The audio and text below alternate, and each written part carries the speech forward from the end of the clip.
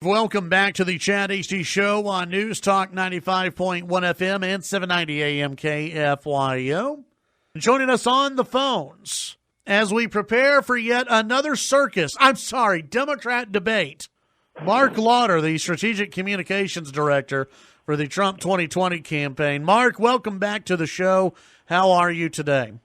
I am doing great, Chad. Looking forward to hopping a flight, leaving the swamp here later this afternoon, and heading down your way to Texas for that circus, that you so well described that we will see here over the next couple of days. Well, and I'm wondering, Marc, what's left? What is left on the far left agenda that the Democrats have not gotten to yet? I mean, you had Pete Buttigieg who said, what was it the other day? That a mother can decide up to the moment the baby takes a breath for abortion. Yeah. I mean, is that how far we're going now?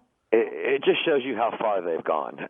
Whether it's those extreme positions, that a baby, even Beto O'Rourke said a few weeks back that the day before a mother is due to give a full-term delivery, the baby could be aborted. I mean, I understand a lot of people have differing views on a lot of these issues, but come on, I think the one thing that almost everyone can agree to is that a baby who's about to be born the next day or has not yet taken its first breath, should be cherished and should be saved and not necessarily aborted. It's just such a radical position. But then again, you had last week, they're talking about government regulations on how much red meat I can eat.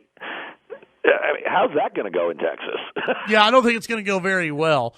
It's just, they keep moving further and further to the left, and I would assume for the campaign, for the Trump campaign, and for the Republican Party, Marc, you guys have to keep saying, keep going, because again, most of America is not, they're not lining up behind these positions, right? No, and I have said this many times, and I'll say it again. Every time the leading Democrats step on the stage, or appear in the media, President Trump wins. Because I've heard it, and I have traveled the country so much here in the last few months or so supporting this president. And the one thing that always constantly comes up to me, people are telling me that either they were moderates, maybe voted Democrat in the past, or they know people who do, and they've all said to them they don't even recognize the Democrat Party anymore. I mean, they're openly taking away your health insurance, kicking 20 million American senior citizens off of their Medicare Advantage plans for government controlled. Now they want to talk about how much meat you can eat, confiscating guns, banning pickup trucks. I mean, I just don't know where does it end? Visiting with Marc Lotter, Strategic Communications Director for the Trump 2020 campaign. Okay, so for the average person out there who is paying a little bit of attention to this, they see the headlines that pop up. How do you, when you hear the stories from people who say they can't go with what the Democrats are selling, but they see these polling numbers that come out? And we just had one that was released in Texas, I think yesterday, one or two that was released in Texas, where you have Democrats beating the president here in Texas. How do you square those two things? Well, I think first off, we've got to recognize that, I mean, these polls are meaningless right now. I mean, they're polling on hypothetical races that haven't even started yet.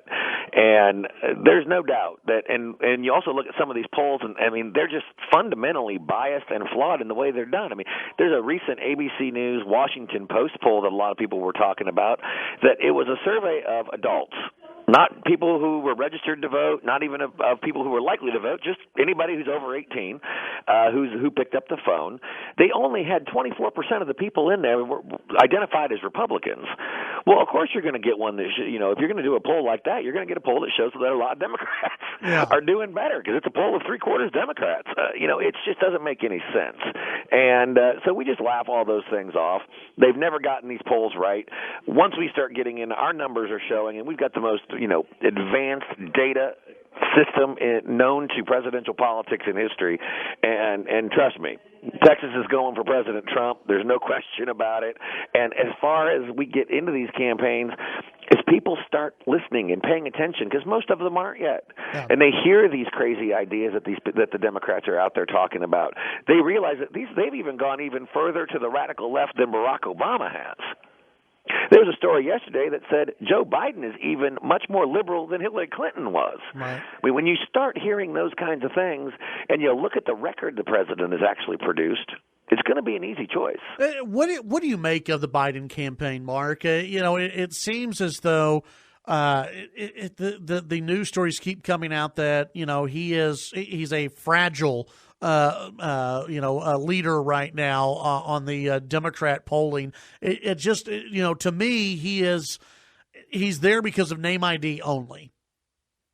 Well, that's clearly what it is. I mean, a lot of pollsters, including our lead pollster, has expected that he would not even be leading the race come this fall. And you do see Elizabeth Warren very much on the rise in many places.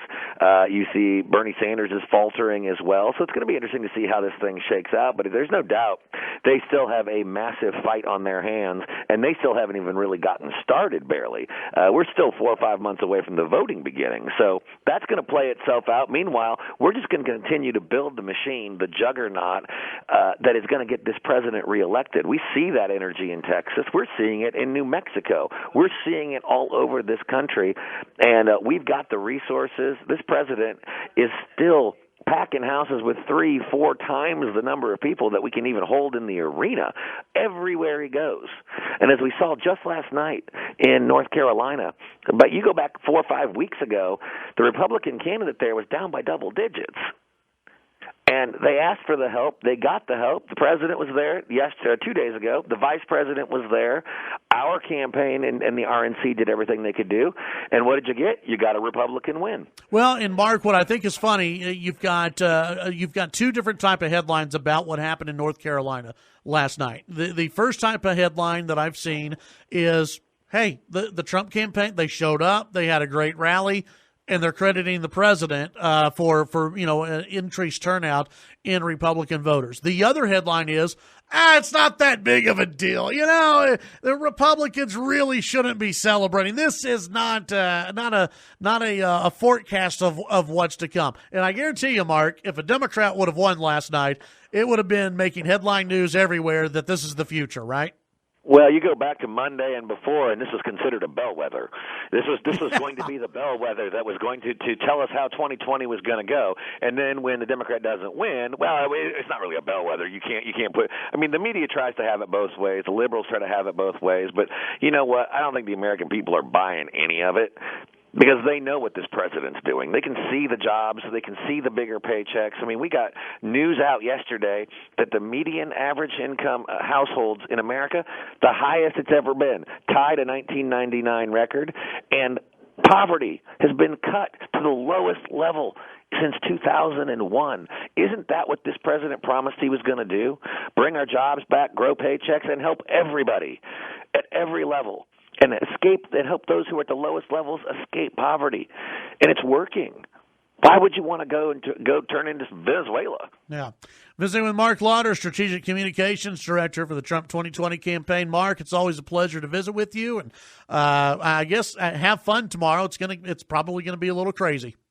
It always is. Yeah, absolutely. That's Marc Lotter. Thank you, Mark. Appreciate it. Thank you. That's Marc Lotter here on the Chad Hasty Show, KFYO.